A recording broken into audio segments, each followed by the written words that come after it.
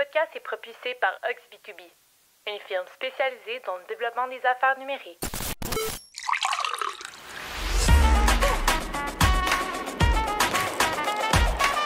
Bonjour et bienvenue au podcast B2B & Go, le podcast qui vous sert à chaque épisode une bonne dose des meilleurs outils et pratiques de vente et marketing B2B. C'est dans une formule pour emporter que Simon Deschênes et ses invités discutent des meilleures stratégies numériques et tendances de l'industrie, toujours sous le thème de la croissance des ventes. La table est mise pour vous présenter le B2B sous un nouvel angle. Bonne écoute!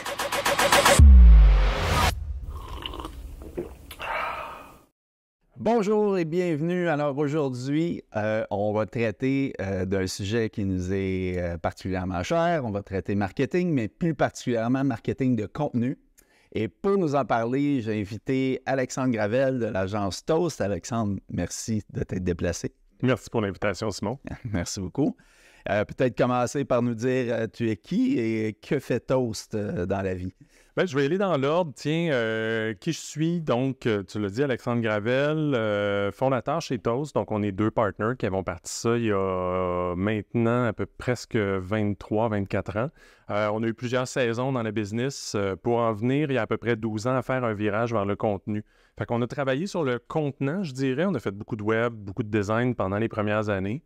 Puis on a vraiment pivoté vers le contenu il y a une douzaine d'années. Puis le contenu, c'est ce qui nous anime un peu aujourd'hui, le groupe Toast.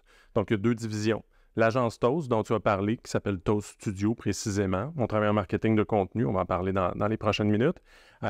Et on a aussi une division de production de télé qui s'appelle Avanti Toast, qui est le résultat de la fusion entre Groupe Avanti et notre division télé. Donc, on travaille essentiellement, le groupe, on est une soixantaine d'employés, puis on travaille essentiellement en contenu uniquement, que ce soit en télé ou en contenu de marque. Puis le fil rouge derrière ça, entre les deux divisions, c'est vraiment la connaissance des audiences, puis comment on peut réussir à leur faire passer un bon moment. Fait que, tu sais, comme tu sais, nous, dans notre domaine, puis on traite, puis l'audience qu'on a avec le podcast, c'est vraiment une audience qui est B2B, qui est centrée sur la PME d'ici, du Québec. Est-ce qu'on peut rentrer dans... On entend, tu sais, je pense que tout le monde peut avoir une définition peut-être un peu différente si on se promène sur la rue puis on demande qu'est-ce que c'est le marketing de contenu, mais tu le définirais comment? Je parlais il y a une minute de passer un bon moment. Ce que je veux dire par là, ça s'applique autant du côté B2C avec une audience qui regarde la télé que du côté B2B avec un groupe d'acheteurs. Qu'est-ce que je veux dire par là? C'est que l'idée derrière le marketing de contenu, c'est de bâtir une relation, puis bâtir un lien de confiance. Donc, ce lien de confiance-là, c'est j'ai confiance que cette marque-là puisse m'offrir de la valeur. Donc, quand on définit le marketing de contenu, c'est la production et la distribution d'un contenu qui apporte de la valeur à son audience. Fait qu'on pourra creuser un peu plus dans ce que veut dire cette valeur-là, mais cette idée de, 1, créer du lien et 2, créer du lien de confiance, c'est vraiment de la façon dont on définit le marketing de contenu de notre bord. C'est intéressant parce qu'effectivement, lorsqu'on nos clients font de la prospection, par exemple, avec Ox, B2B, puis on a souvent ce discours-là où comment on va établir le lien de confiance parce qu'on contacte des gens qui ne nous connaissent pas pour faire affaire avec eux. Donc, le milieu, souvent, il y a une question, on le définit comme un écosystème où on tente de créer de la crédibilité puis justement un lien de confiance, mais le marketing de contenu joue un rôle important. Là. On comprend ce que c'est que tu amènes en ce moment aussi. Puis tu le mentionnes, de créer ce lien de confiance-là, tu sais, je fais souvent l'analogie, puis là, on est vraiment plus en direct-to-consumer ou même en B2C, mais il y a à peu près un an, je me suis fait cibler par des running shoes sur Instagram. Puis, comme tous, on s'est fait cibler par une compagnie de running shoes sur Instagram à un moment ou à un autre. Puis c'est une compagnie dont on n'a aucune idée de l'existence. On ne sait pas c'est qui, on ne sait pas c'est quoi. La première chose que j'ai fait, j'ai cliqué. J'aime beaucoup le modèle de souliers, etc. Mais la première chose que j'ai voulu faire, c'est descendre dans le bas de la page puis aller sur la page à propos. C'est qui eux? Puis quand on tombe là-dedans, on tombe dans le contenu. On pense marketing de contenu, puis on va en parler, mais on pense réseaux sociaux, on pense infolettres, on pense plein de choses de ce genre-là, mais le contenu est beaucoup plus large que ça, puis d'y aller avec le contenu, c'est aussi définir qui on est. Fait qu'en B2B, quand on commence une prospection, quand on amorce une relation avec quelqu'un peut-être qui ne nous connaît pas, une des choses qu'on va vouloir faire, c'est mettre la personne en confiance avec qui je suis comme organisation, qui je suis comme marque, puis pourquoi tu peux me faire confiance. Puis pourquoi? Parce qu'on sent que c'est de plus en plus reconnu, adopté. Je ne sais pas si c'est ce que tu perçois aussi, parce que je dis souvent qu'il y a, surtout en B2B, là, encore quelques années, avec des dirigeants d'entreprise, j'avais l'impression que le marketing, surtout le marketing de contenu, c'était comme un peu un caillou dans le soulier, là.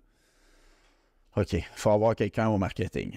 Aujourd'hui, le discours change parce qu'on dirait qu'on regarde les autres, mais as-tu une autre explication de dire pourquoi la montée en importance, pourquoi ça gagne en importance?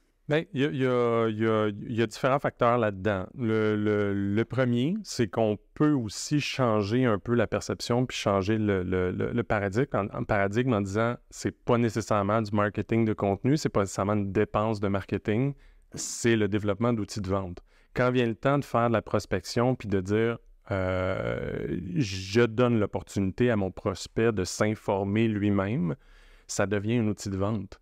C'est pas je suis en train d'essayer de te convaincre d'acheter ma bébelle ou mon widget. Je suis en train de mettre des outils à ta disposition pour te permettre, toi, prospect, de pouvoir t'auto-qualifier et à la limite peut-être t'auto-disqualifier, mais surtout de créer le lien de confiance. Ça, c'est la première chose. On peut vraiment le voir comme des outils de vente. La deuxième chose, c'est qu'on commence à voir, puis ça, c'était une étude qui était sortie il y a presque une dizaine d'années, puis j'ai pas de doute que cette tendance-là s'est accélérée, c'est que on parlait de créer du lien de confiance, mais le lien de confiance permet aussi de bâtir une certaine pérennité aux revenus.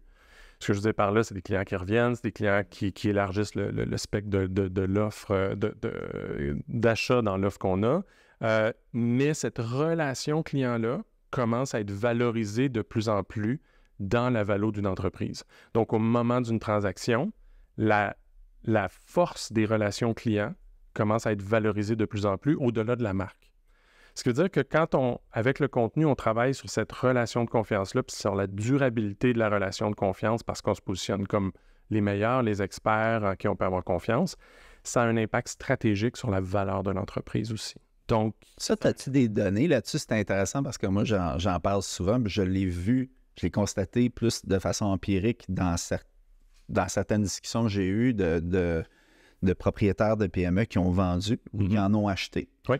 Et puis, il y avait vraiment un facteur qui est un coefficient sur l'EBITDA là, qui est clair à identifier au marketing, c'est-à-dire si le marketing était à peu près inexistant parce que on travaille avec des entreprises dans le domaine industriel, là, c'est encore, des fois, c'est encore âge de pierre, là, on s'entend. Puis ça peut vouloir dire, puis je fais vraiment juste une parenthèse, il y a des marques qui n'ont pas besoin du top site web ou de tous les outils marketing, etc. Il y a de la vente qui se fait beaucoup un à un, comité d'achat avec représentants ou autres.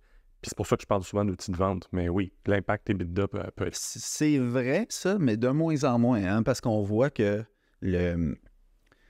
en fait, il y a beaucoup de ces entreprises-là qui fonctionnaient beaucoup sur le réseau, le bouche-à-oreille, la relation établie depuis des années, des dizaines d'années, qui, on dirait, recherchent. Puis là, quand ils se mettent à rechercher de la nouvelle clientèle, ils se rendent compte que, oui, je suis en affaires depuis 40 ans, mais s'ils ne me connaissent pas, leur comportement, c'est quoi, tu sais? Dans la vie de tous les jours, les acheteurs en entreprise, c'est des humains qui bouclent leur voyage en ligne, qui bouclent leur réservation au resto en ligne, puis qui regardent les avis, puis qui regardent la crédibilité, puis tout ça. Fait que on remarque que ça, c'est de plus en plus important aussi. Fait que, mais je sais pas, t'as-tu il y a des études qui mesurent le coefficient d'EBITDA? Non, pas directement. Ou du moins, si tu en vois passer une, tu me l'enverras. Si j'en vois passer une, je te l'envoie. Mais ce que je faisais référence par rapport à la tendance de la valorisation de la relation clientèle, c'est une étude qui date d'à peu près 2013, donc d'à peu près une dizaine d'années qui a été publiée dans un article HBR.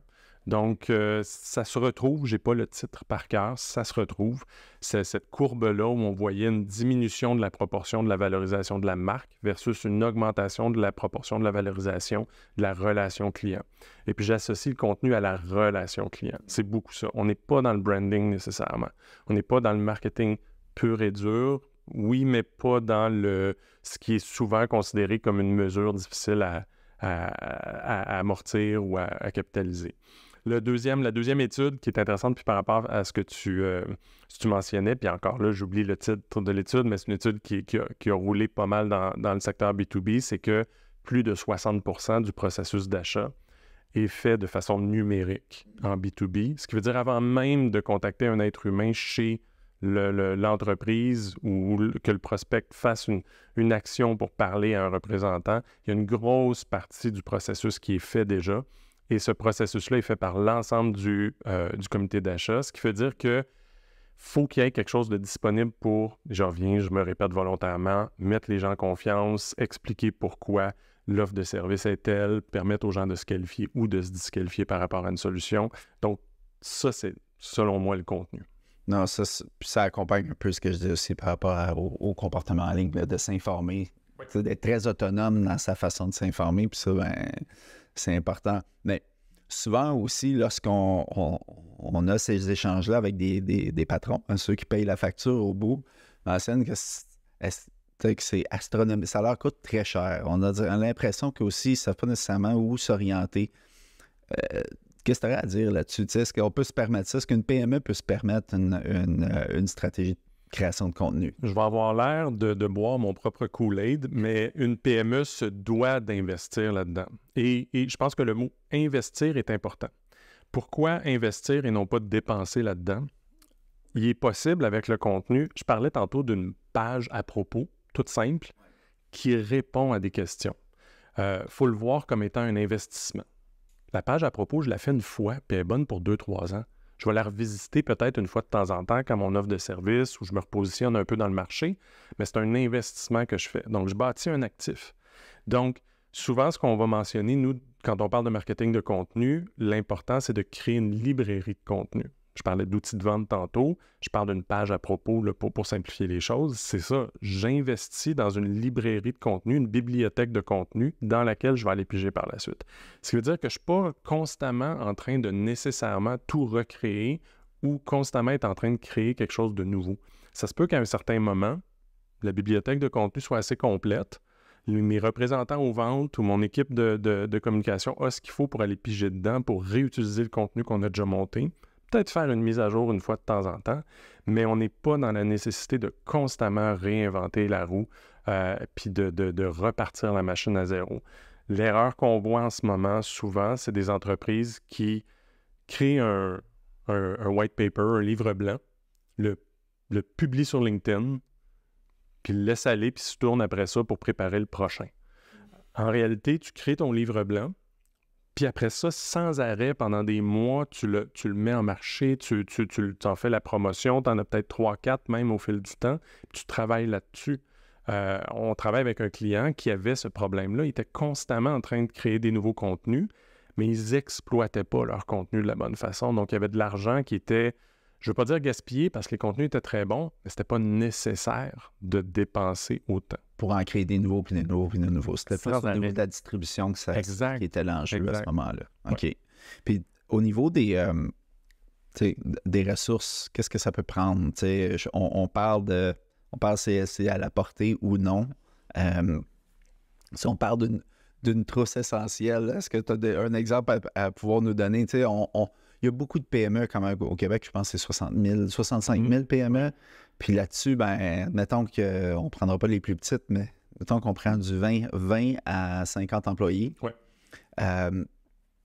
C'est quoi la structure? C'est quoi les ressources? C'est quoi le barème aussi qu'on devrait investir là-dedans? Tant en termes de ressources financières, mais ressources humaines, internes, externes. Il y a beaucoup de questions à se poser quand même. Oui, je pense qu'il n'y a pas nécessairement je me suis jamais commis personnellement ou à l'agence avec le reste de l'équipe sur un benchmark précis. Il faudrait investir X% en contenu. Je pense que c'est à chaque organisation. Ça dépend beaucoup de l'industrie. Ça dépend beaucoup du contexte du marché.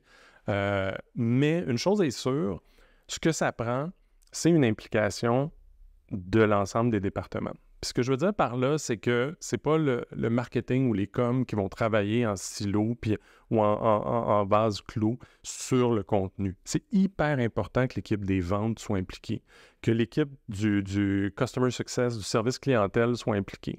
Parce que c'est au niveau de l'équipe des ventes qui a toutes les insights, toute la connaissance sur les objections. Donc, il devrait y avoir une pièce de contenu pour chacune des objections. Donc, il devrait y avoir un article ou peut-être une vidéo, mais c'est plus cher, c'est pas toujours nécessaire. Quelque chose qui vient adresser cette objection-là, qui vient l'appuyer. Pourquoi? Parce que des fois, cette objection-là se manifeste en dehors d'une conversation. Donc, on veut que la personne puisse trouver ce contenu-là. De l'autre côté, service clientèle, c'est la même chose. Pour avoir une bonne expérience avec le produit ou le service clientèle est au courant de ce que ça prend.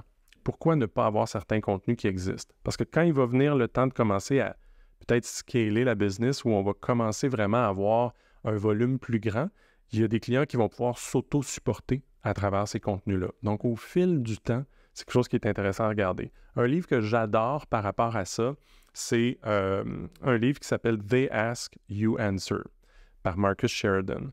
Il y a 2 éditions. La dernière édition est vraiment intéressante aussi, mais je donne vraiment l'exemple de ce livre-là parce qu'il dit ce qu'il faut faire.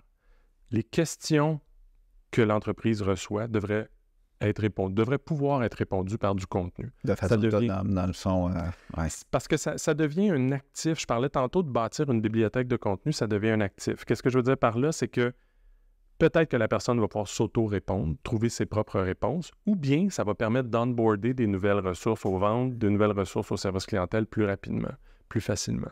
Donc, c'est un actif stratégique qui devient vraiment intéressant, le contenu.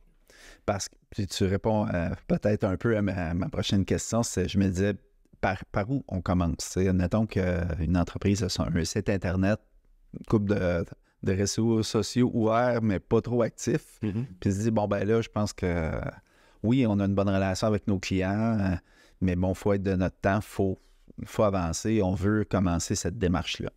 Ça serait quoi les principales étapes? Là, tu parlais de la liste de questions tantôt, je pense que ça doit en faire partie, j'imagine. Mais... Bien, la liste de questions en fait partie, puis elle arrive à un moment précis dans le développement de ce que nous, on appelle le cadre stratégique du marketing de contenu. On va vouloir développer une stratégie de contenu.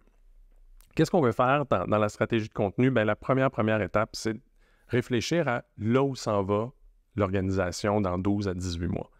Pas le mois prochain, pas le prochain trimestre. Quelles sont les grandes orientations de l'entreprise à moyen terme et peut-être long terme? Pourquoi?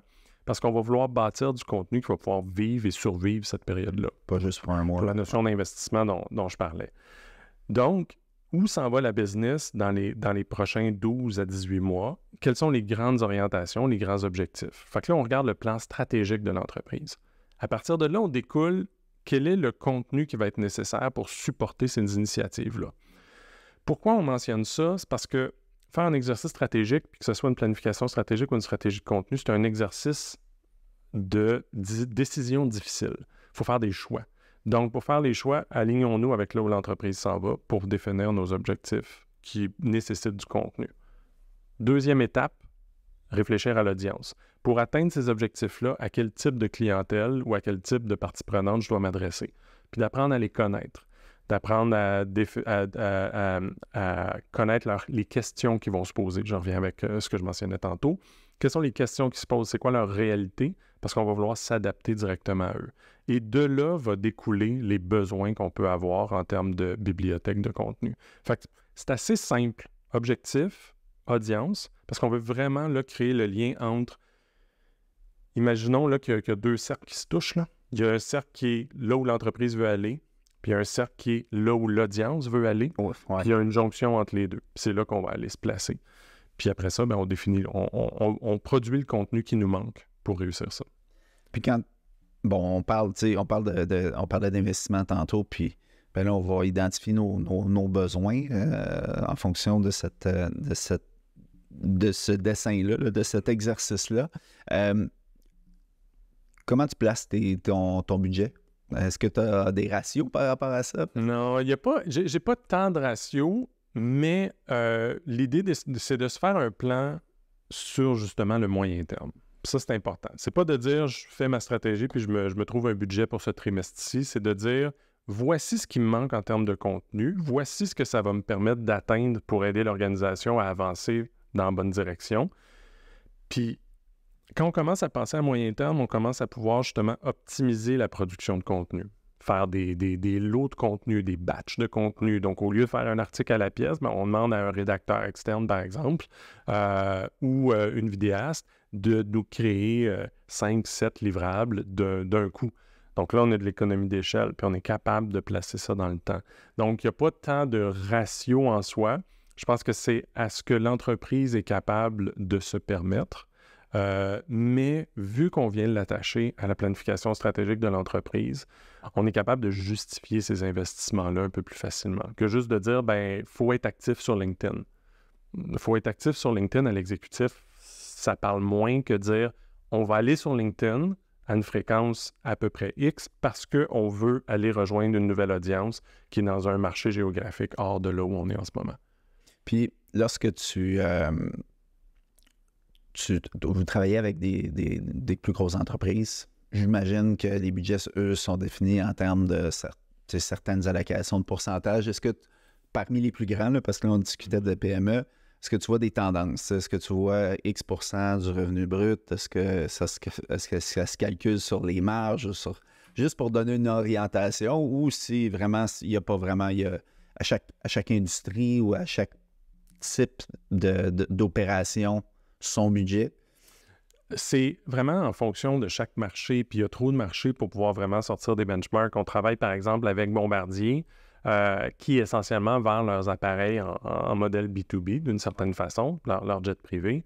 La stratégie de contenu derrière ça est complètement différente qu'une autre entreprise comme Coveo avec qui on travaille, qui eux sont dans le logiciel de l'intelligence artificielle, qui eux doivent sortir énormément de contenu sur une base régulière parce que leur marché change et évolue presque au quotidien.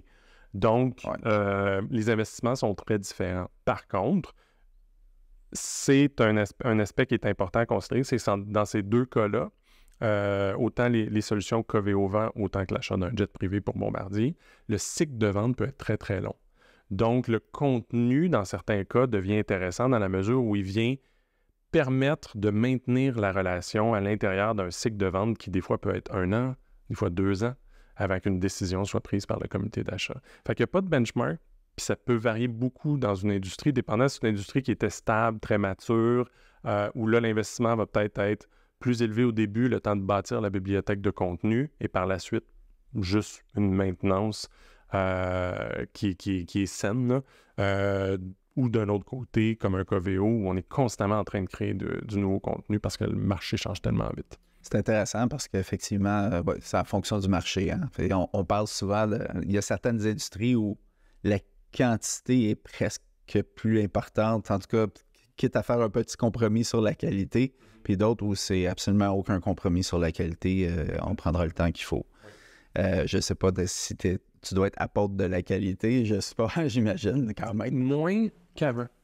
Puis pour des raisons très simples, c'est qu'on s'est rendu compte dans les dernières années, puis même sur des projets que nous-mêmes on a fait, où on a pris par exemple une commande d'un client, j'ai besoin de telle chose, on produit la chose, une vidéo par exemple, pour se rendre compte après ça que, c'était pas nécessaire de dépenser autant pour cette chose-là, pour l'utilité puis l'utilisation que ça aura.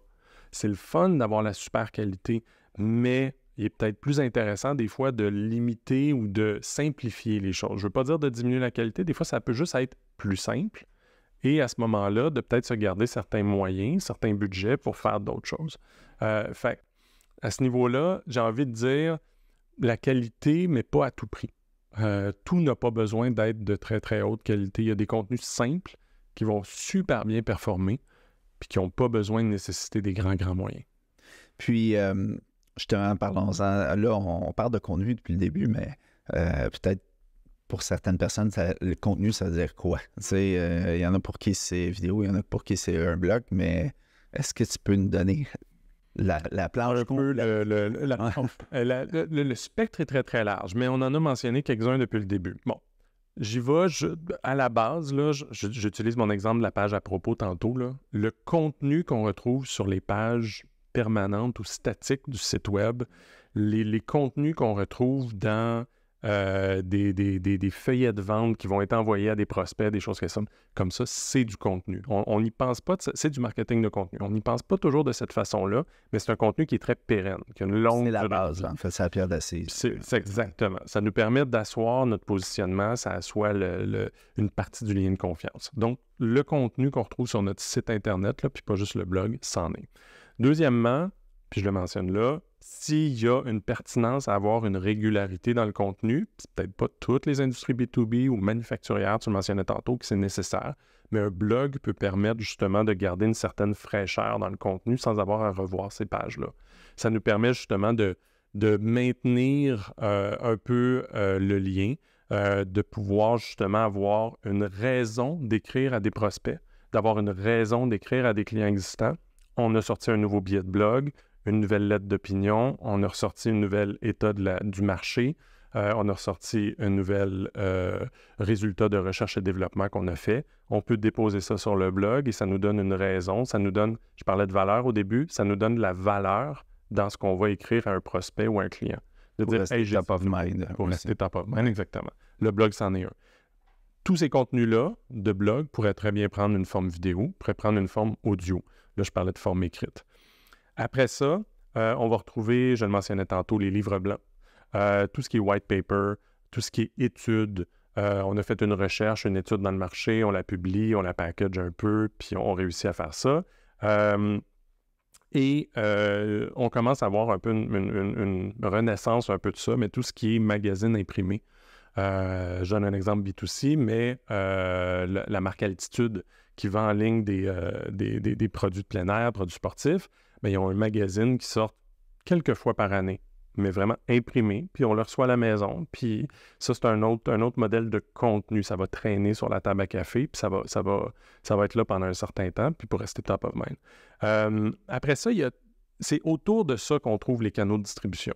Réseaux sociaux pour promouvoir notre white paper, réseaux sociaux pour promouvoir notre article de blog, infolettre pour envoyer aux gens justement l'info qu'il y a un nouvel article, une nouvelle vidéo, un nouveau podcast à écouter. Même chose, ça peut se faire par la poste, ça peut se faire en imprimé. Donc, il y a tous les canaux de distribution autour de ça qui entrent en jeu par la suite. Puis au niveau maintenant, sont situés au niveau des tendances. Là, vous êtes on arrive dans votre panier de bonbons. Là. Informe-nous à ce niveau-là. On a longtemps, je veux dire, storytelling, c'est pas d'hier. C'en est où? Bien, il y a le storytelling parce qu'on peut... Le storytelling, c'est comme un outil dans notre boîte à outils de contenu. On peut transformer à peu près tout en histoire. Quand on vient attacher justement une expérience client, un témoignage ou autre chose, on peut transformer ou même le résultat d'un nouveau produit qui va bientôt pouvoir naître suite à la recherche et développement, on peut raconter l'histoire de tout ça. Donc, de ce côté-là, le storytelling devient un outil et on remarque de plus en plus de contenus qui sont un peu packagés, qui sont un peu structurés sous forme d'histoire, parce que ça maintient l'attention, ça maintient le niveau d'attention. Et ça, c'est prouvé physiquement. Je suggère fortement un autre livre qui s'appelle « Impossible to Ignore » par Carmen Simon, qui a vraiment fait, c'est une neuroscientifique qui, elle, a fait vraiment l'étude de ce qui fait en sorte qu'on se souvient d'un contenu. Donc, le storytelling fait partie de ce qui aide le cerveau à se souvenir d'un contenu. Donc, c'est un exemple de ce qui est. Mais en termes de tendance, donc, packager le contenu sous forme d'histoire, ça fonctionne très bien et ça rend la marque plus humaine, d'ailleurs. C'est moins dry, un peu, si on veut. De l'autre côté, ben, la vidéo reste très, très pertinente. En fait, une éternité que c'est en montée, mais ça continue de l'être. Et puis, on est aujourd'hui en train de faire un podcast tourné en vidéo parce qu'il y a quelque chose derrière l'image en mouvement qui fait en sorte que ça vaut la peine de le faire. Il faut que ça soit bien fait, il faut que ça soit à la hauteur des attentes, il faut que ça ait la durée pertinente aussi, mais la vidéo est vraiment là. Ensuite de ça, une autre chose qui est en lien un peu avec ce que je mentionnais tantôt, des contenus qui permettent justement aux prospects de se qualifier ou se disqualifier. Parce qu'en se qualifiant, ben, le lien de confiance bâti, et en se disqualifiant, on libère l'équipe des ventes ou l'équipe du support à clientèle pour pouvoir justement servir ceux pour qui c'est vraiment pertinent l'offre de produits ou de services qu'on peut avoir. Fait que ça, c'est quelques tendances qu'il peut y avoir. Puis la dernière tendance que je veux mentionner, puis qui est liée à la qualité dont tu parlais tantôt, c'est cette idée d'en faire moins. On a eu tendance dans les dernières années à en faire de plus en plus, mais ce qu'on se rend compte qui fonctionne aussi, c'est d'en faire peut-être un petit peu moins et de mieux l'exploiter. Plutôt que de juste de faire du contenu puis de pomper du nouveau contenu sans arrêt, c'est de dire créons du contenu qui a une valeur réelle puis exploitons-le de la meilleure façon possible par la suite. C'est intéressant. Même pour les questions qu'on se pose à l'interne, des fois, il y en a qui vont sourire dans la pièce. Au niveau des... on a parlé des canaux de distribution, tout ça. Je ne sais pas si... Vous faites la distribution chez Toast aussi? Faites-vous de la distribution aussi? Donc, vous mesurez, j'imagine, vous faites du reporting, donc vous mesurez différent. Puis ça aussi, j'imagine en lien avec ce que tu viens juste de dire, de faire un peu moins de contenu, mais de mieux optimiser sa distribution. C'est quoi les principaux KPI que vous allez mesurer pour vos clients? Bien, ce qu'on va le plus souvent essayer de mesurer, d'abord, c'est la portée. Combien de gens on a pu rejoindre, combien d'êtres humains on a pu rejoindre avec notre contenu. Puis idéalement, si on fait notre job comme du monde, on a rejoint les bons humains. Parce que rejoindre beaucoup d'humains, ça c'est facile. Rejoindre les bons humains, c'est plus difficile. Fait que le premier, c'est la portée. Donc, on veut s'assurer qu'on va rejoindre un nombre de paires-dieux qui fait du sens dans le marché. Parce que des fois, un contenu qui peut nous avoir coûté très cher, si on rejoint 96 personnes, mais si c'est les bonnes, on va être vraiment content. Tu sais, s'il y a 150 décideurs dans le marché qu'on veut viser, puis on en rejoint 96, on n'est pas pire. Comment on fait ça? Bien, pour la portée, bon, quand on regarde les canaux de distribution, que ce soit courriel, réseaux sociaux ou autres, bien, on a plein de métriques qui peuvent nous permettre de faire ça. Le deuxième élément sur lequel j'aime beaucoup aller chercher une mesure, c'est le nombre de contacts créés. Donc, s'il y a un CRM, s'il y a une base de données, si on est capable d'aller chercher un petit point de données de la part de nos audiences, ce qui veut dire qu'ils nous laissent un courriel pour qu'on leur fasse parvenir tel ou tel contenu, ça commence à être débattu, là, à savoir si on devrait, on appelle ça gater le contenu, mettre une clôture devant le contenu. C'est débattu un peu en ce moment, mais si on est capable d'offrir assez de valeur pour que la personne veuille bien nous laisser un point de contact, ça nous permet justement de faire un lien entre cette pièce de contenu-là nous a permis de générer tant de leads, éventuellement, puis peut-être qu'on est capable, si on a la technologie pour le faire, bien, de pouvoir mesurer jusqu'à ça a un impact réel sur notre top line. Donc, portée, contact. Puis après ça, bien, il y a tout ce qui vient autour, comme le taux de visionnement, est-ce que notre contenu était de qualité? Donc, si on a fait de la vidéo, est-ce que les gens l'écoutent jusqu'au bout ou ils abandonnent après 4 secondes? Parce que c'est beau d'avoir une grande... Je ne veux pas aller trop creux dans le détail, mais on a rejoint beaucoup de monde, mais s'ils abandonnent après la 3e phrase de notre billet de blog ou les 5e secondes de notre vidéo de 4 minutes, bien, on n'est pas plus avancé. Donc, il y a certaines métriques en dessous qu'on peut utiliser pour venir vérifier si notre contenu était de qualité. Mais j'ai une tendance à garder ça très simple. Vraiment très, très simple.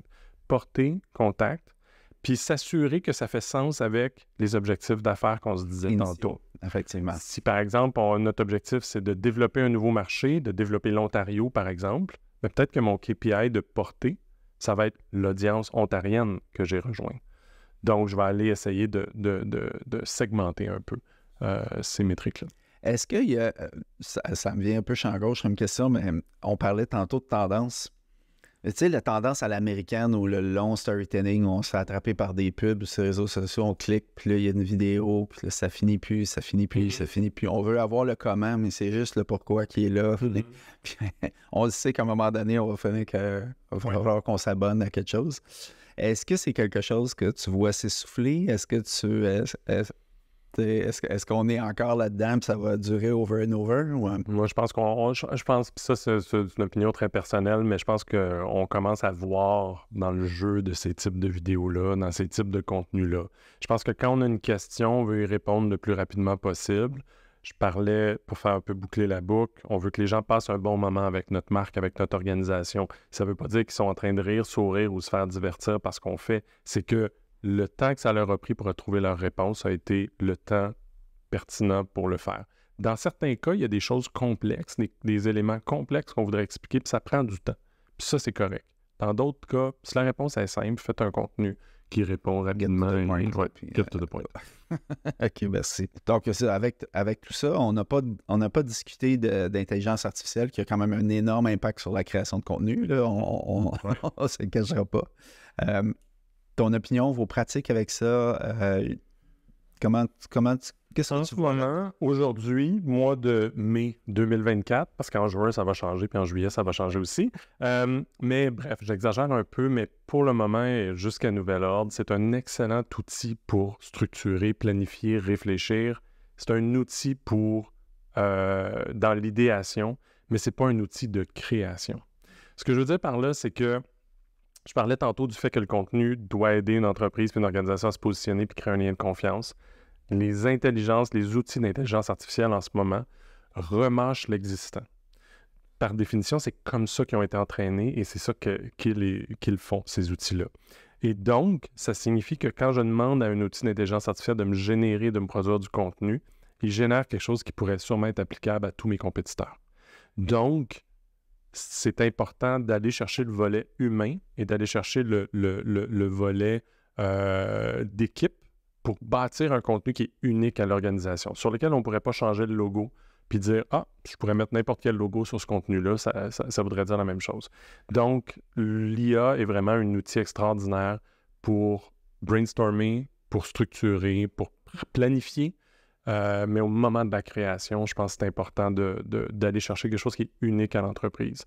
Par contre, viendront des outils qui nous permettront de faire de la vidéo, permettront de faire certains éléments plus rapidement. Ça va.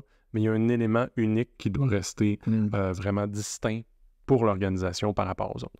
Le côté, malheureusement, je vais dire en anglais, là, mais forward thinking d'une équipe de création n'est pas nécessairement encore là. C'est très utile pour faire le parcours, s'assurer que tout ce qui est présent sur le marché, on l'a sous les yeux, par exemple, et rapidement. Oui. Mais c'est intéressant, par exemple, c'est vrai que souvent, ce qu'on peut faire avec ça va être un peu un MeToo. Donc, on va arriver avec quelque chose de très bien monté, mais qui est un MeToo. On va faire une deuxième demi-heure juste là-dessus. Ce qui m'amène à juste voir avec toi, je t'avais demandé, c'est pas un secret, de préparer peut-être des exemples, de nous faire part de une campagne qui a, en B2B qui a très bien fonctionné, qui a su atteindre ses objectifs, peut-être une que tu as observée qui était moins performante, les raisons d'eux, un ou l'autre. Ben, oui. On l'a vu avec un client, par exemple, je le mentionnais tantôt, mais il y avait ce client qui nous avait approché parce qu'il créait beaucoup de contenu, mais il l'exploitait vraiment pas bien. Donc, il y avait des contenus de très, très haute qualité, mais qui étaient rapidement tablettés. Donc, ça, c'est un des écueils auxquels vraiment faire attention. C'est de s'assurer qu'à chaque fois qu'on produit un contenu, on l'exploite comme il faut. Quitte à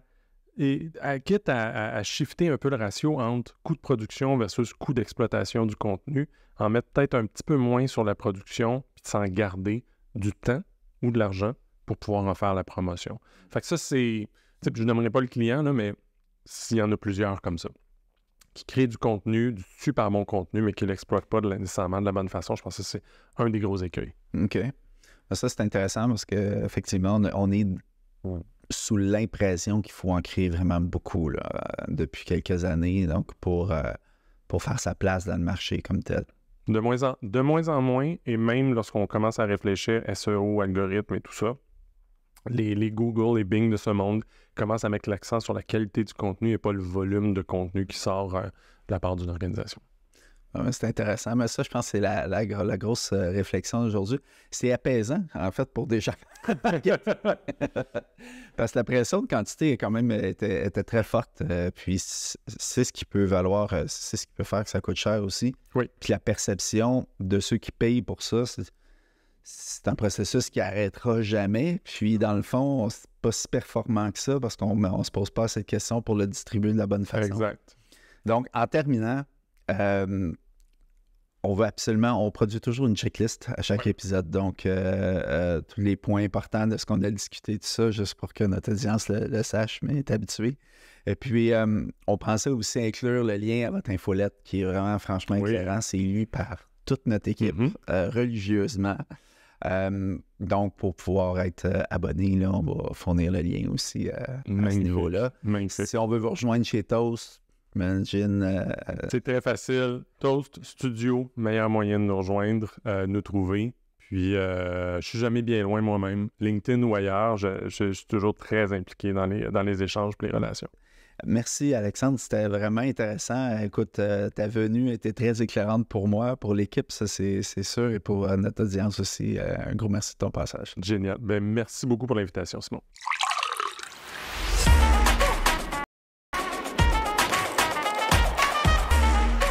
C'est ce qui met fin à un autre épisode de B2B & Go. N'oubliez pas de vous abonner à notre infolette en vous rendant au oxb2b.com/podcast pour être notifié dès la sortie de notre prochain épisode, en plus de recevoir l'aide-mémoire préparée par notre équipe. Vous trouverez dans celle-ci un résumé des sujets abordés aujourd'hui, en plus de stratégies pour donner un boost de caféine à votre développement d'affaires B2B. Rendez-vous le mois prochain pour un tout nouvel épisode. À bientôt!